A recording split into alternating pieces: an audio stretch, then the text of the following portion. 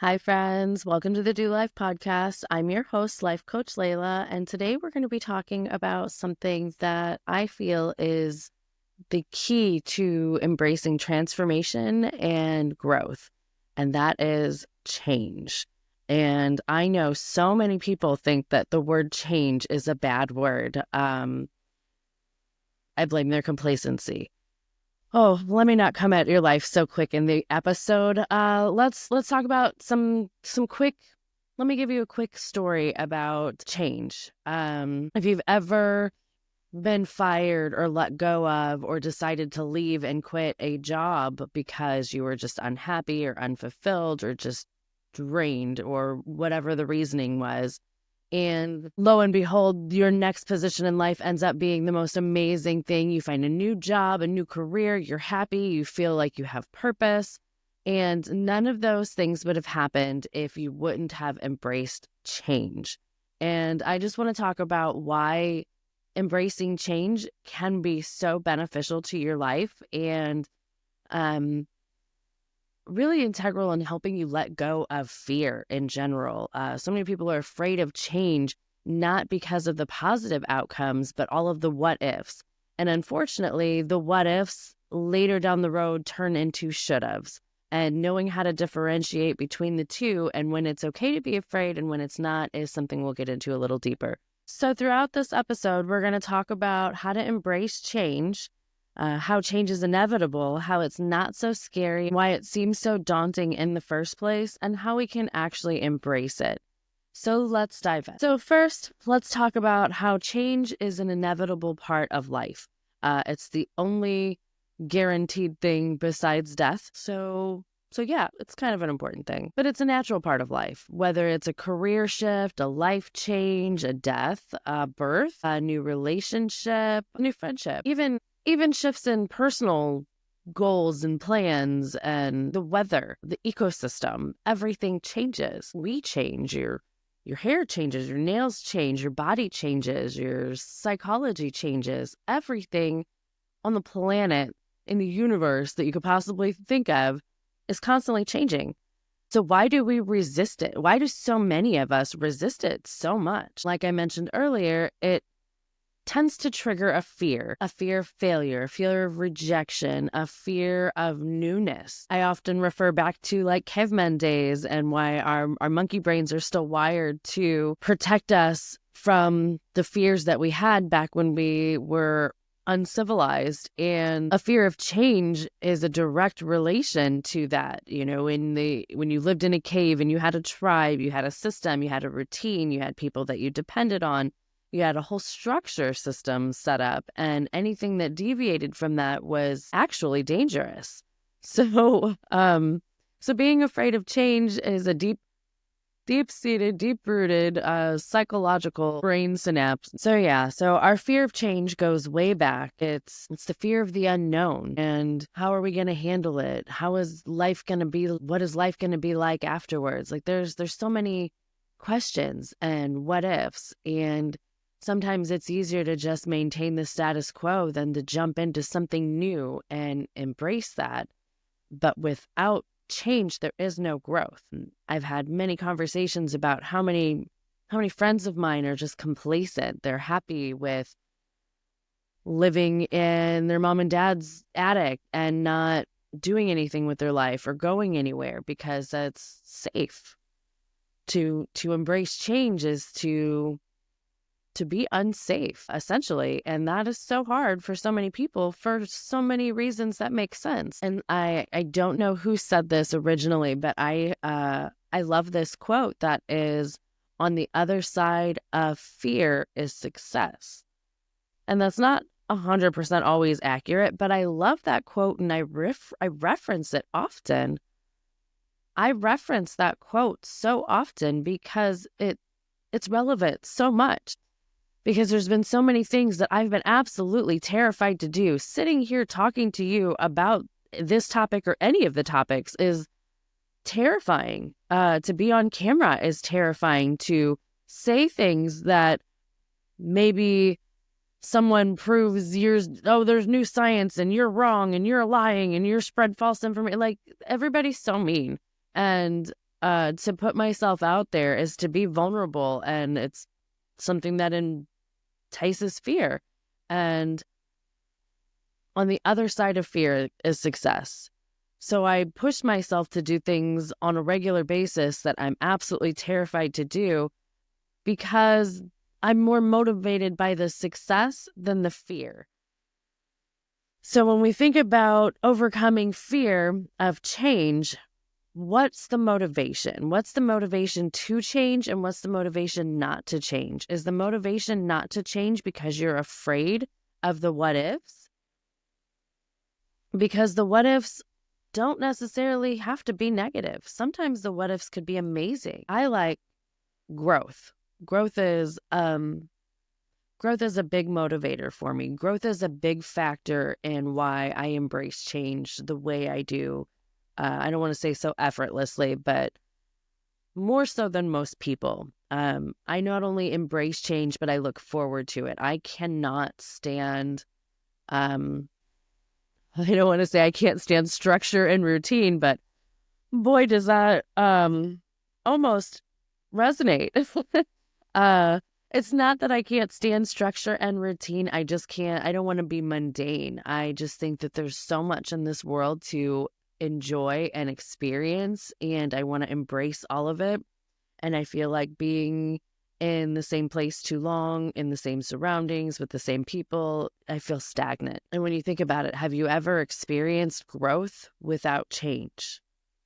I'm talking to a lady now who's been in a job position for 20 years and was let go, and her life has changed drastically in the last 4 years because she's embraced this change, this newness, this new part of her life that she would have never been able to experience had she just stayed the status quo at the same job doing the same thing. So as scary and daunting as it is to have a life-changing moment, would you embrace that with optimism and positivity? So many good things can come from it.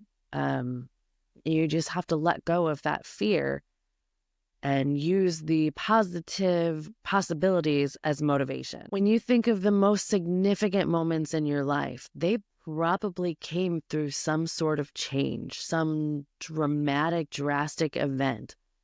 I think of childbirth. That is a lot of change. There's so many changes, physical, mental, emotional, life in general changes through childbirth. And that's a big change. But think about a moment in your life that dramatically impacted you. It probably stemmed from change. Most of the successful people that we look up to, our mentors, they embrace change head on. They run headfirst into it like a bull. I'm not that brave yet. I'm getting there. I'm working on it, but I'm not there yet. But I do feel inspired by the people that are capable of just taking change and running with it. I love that for them. And there's several successful people that will say there's a fine line between embracing change and being slightly psychotic that you have to be in order to be a successful entrepreneur. I mean, if you think about all the things that Elon Musk has created and done at his level of genius, whether you like him or not, he's still such an innovative human. And the things that he thinks of, most people think he's absolutely insane. Like the things that he's doing and working on, you have to have that level of insanity to believe that these things are possible. And I'm not trying to tell everybody that we need to be crazy, but 70 to 90% of our thoughts are just recycled thoughts that we think over and over and over again. And a good majority of them are lies that we tell ourselves over and over again. So I love Marissa Peer for this quote, and she says, tell yourself a better lie. So when you're lying to yourself, oh, I can't do this because this and this might happen. How about, I can do this because this and this might happen.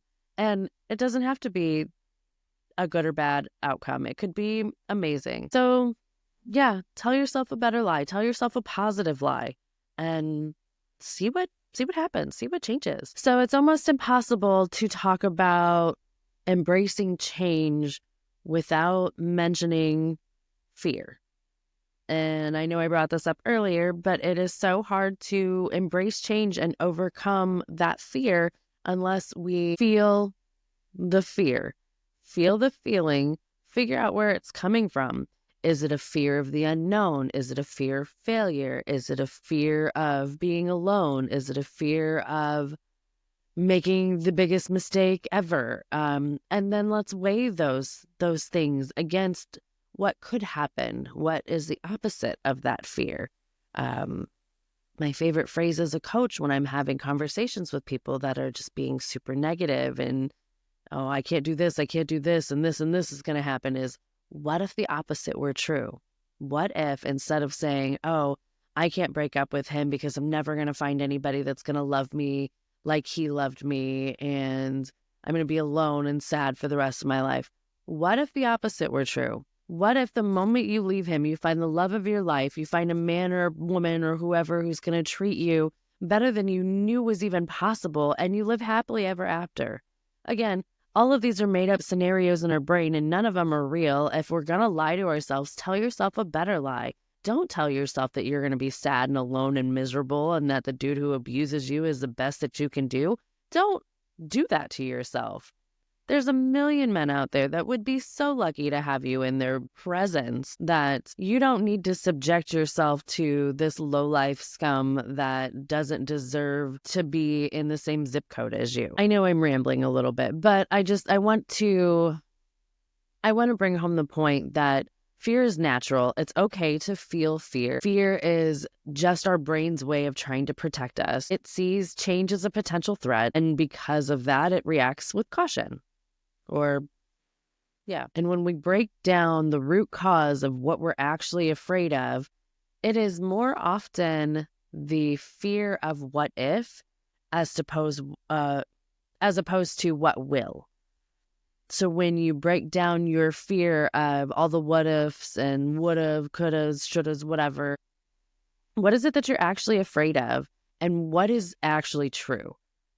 When you say, I can't leave this guy who's abusive to me because nobody's going to love me, blah, blah, blah. What is the truth there? What happens if you leave this guy? So I leave this guy and I'm not getting abused anymore, and I'm going to figure it out. I'm going to be okay. I'm going to make life work without him. I'm going to heal myself. I'm going to do better for me. I'm going to focus on me, because that's all you can control in the long run is you and yourself. So saying you're never going to find anybody to love you again, or you're going to immediately leave him and find your dream guy, both of those are lies. Neither of those are true factual statements. But you can say, I'm going to leave him and I'm not going to be abused by him anymore. Should be a truth. I know there's weird situations and I don't want to get into the schematics of everything. I'm just saying in general, where's your truth? What can you say for sure is going to happen whenever you're facing being afraid of something? So fear thrives in uncertainty, and we have more control over what we think than we think. So when you're afraid of something, like I said, instead of thinking of the what ifs, think of the what wills. What will happen? What will actually happen if these things take place? And know that there's a difference between what happens from a factual standpoint and an imaginary standpoint. And when you think of the factual things that can happen and you make plans to avoid some of the what ifs or move towards some of the positive what ifs, you're not so afraid of the situation anymore. Like, what if I leave my job? I'm going to be broke and homeless. I'm going to lose my car, all of these things. No. That's not real life. Real life. What if I lose my job? Well, I lose my income. Okay. What can I do to avoid that?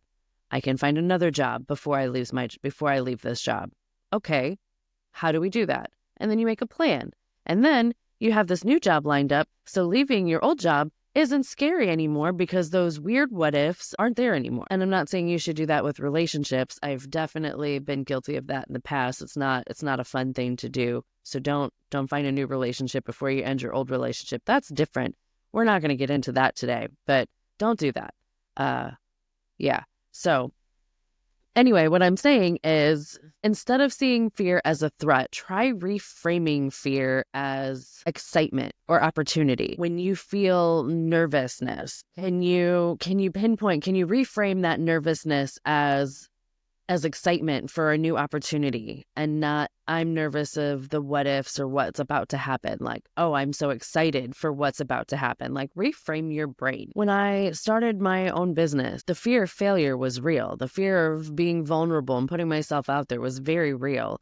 But the excitement of making a change and making a difference and reaching more people than just one-on-one coaching helped me reframe that mindset. So I went from being afraid of being seen to excited about being seen, from being afraid of people judging me and reacting negatively to being like, you know what, if 500 people hate me, but one person takes value in what I say and it changes their life for the positive, then I'm fine with that. Those other 499 people don't affect me. They don't scare me. They don't bother me. My message wasn't for them, and that's okay. My messages aren't for everybody, and that's okay. So here's some practical tips to overcome fear. Number one is break it down. Big changes can be super overwhelming, so break them down into smaller, manageable, bite-sized bits. Number two, stay present. Practice mindfulness. Instead of worrying about the what ifs and what could happen, stay grounded and be in the now. What is happening now? What is happening? What is going to happen? Somebody said that depression is worrying too much about the past, and anxiety is worrying too much about the future. And if we can stay present and grounded, we don't have either. Again, that doesn't work for a lot of mental disorders. I've tried, but it's a good phrase to have in your head, to be mindful of what exactly is happening right now in your life. And then number three would be to build a good support system. Who are the mentors that you have in your life? Who are the people that you look up to? Who are your hype men? Who do you surround yourself with? Do you have uplifting and motivating people, or do you have people that are just degrading you and nagging you and putting you down every second? Maybe it's time to reevaluate who you hang out with and also embrace that change. See what I did there? Anyway, so that's a great segue into how do we embrace change? How do we go from being afraid to being excited, to not just survive a change, but to thrive in it? I like the three mindsets that most people have. And there's the victim mindset where everything is happening to them. And then there's the survivor mindset where they've overcame everything. And then there's the thriver mindset, which is just existing. They're just peaceful. They're just enjoying life and taking things as they come and being that person. So the first step in embracing change would be to change your mindset. Don't see change as disruption to your life. See it as an opportunity for growth. Focus on what you can control. When change happens, it's normal to have all these fears come up because there's a sense of powerlessness, of helplessness. And when you think about what it is that you can control, what's the truth, what's actually happening, you can control your thoughts about the change that's taking place. You can control your thoughts and your reactions on how you feel about the situation. You can go from being scared and afraid or angry and upset to happy and wishful and joyful and excited. Again, I reference my friend who lost her job. She could have been resentful. She put 20 years into this company and they just let her go like nothing. She could live in that anger and that hatred and let that fester and eat away at her. She could be sad and depressed and be like, oh my God, I can't believe I wasted 20 years of my life at this job and now I have nothing. Or she can do what she did, where she was like, you know what? Everything happens for a reason. I wasn't meant to be at that job. I'm going to find a new opportunity. I'm going to find exactly what I want. I'm going to be happy about it. And she took it as a way to be excited and see the opportunity and see the potential. And I feel like every scenario can have a positive outcome. Some of them may be harder to find than others, But for the most part, it's all about your mindset and how you see the situation, which is definitely well within our control, how we see the situation and how we choose to feel about it. Another thing that you can do is develop adaptability. So being flexible, being adaptable, going with the flow, being open to change. I feel like I try to live in this like flow state where I'm really happy about just kind of dealing with life as it comes. I try to be calculated and meticulous, but I also don't get super stressed out and overwhelmed when things don't go according to plan. I like to just kind of go with the flow and like, oh, we're doing this now. It reminds me of a time I live in the Midwest, in the United States, and it gets really we don't have like a lot of snow. We have this fun thing called a wintry mix, which is where it like rains and then it freezes and then it snows on top of it. So you just have a layer of snow on top of a sheet of ice, and then when you're driving, you just slide all over the place. It's fun. Whatever. Anyway, and there's one time I'm driving down a road and you hit a patch of ice and the car just spins around, and I did a full 180 and was in the middle of an intersection and was like, oh, I guess I'm going this way now. And I think of that moment often because I try to turn negative things into a positive, and when my brain's racing and I'm super anxious because I was in a busy intersection and could have absolutely died, and nobody got hurt, no accidents happened. I just spun around and went the other direction. And I see that moment in my life often because I just embraced it and was like, okay, the world wants me to go this way now. We're going to go this way. And we went that way right back home because I was done driving at that point. But the point is, I didn't like go against, I could have like tried to do another turn and drive all over the place and get where I was going. But I took that as, you know what, we're going to go this way now. This is how we're going. So that adaptability is key. It builds a resilience. It opens you up to new skills, new insights, new opportunities, new way of thinking, new mindset shifts. So I love to just kind of go with the flow and be adaptable. And that's an easy way to embrace change, because if you're not trying to force things and make things happen exactly the way that you want, when things don't go the way that you want, you're a little more flexible in how you respond and react to those situations. And something else you can do is to celebrate the small wins. Embracing change is a big deal. It's a big step. So when you get used to embracing small changes, like you can start doing that. You can take a different route to work, just to have something different and be proud of that, and change up your morning routine. Maybe you brush your teeth before you meditate or something along those lines, just to get used to things happening out of order and change up your structure a little bit and make it more fun and more spontaneous. And when you celebrate the smaller wins over time, they add up. So when big changes do take place, you're already a little more in tune with the idea of being okay with changes happening. So it's almost like a muscle that you're working out. You're tricking yourself to get used to changes. So when big changes happen, you're able to deal with them a lot better. And what happens when you really embrace change, the benefits are huge. Like I said, you'll be more resilient. You will ultimately grow as a person, so personal growth. And most of the time, your change isn't just short-term success, it's long-term success.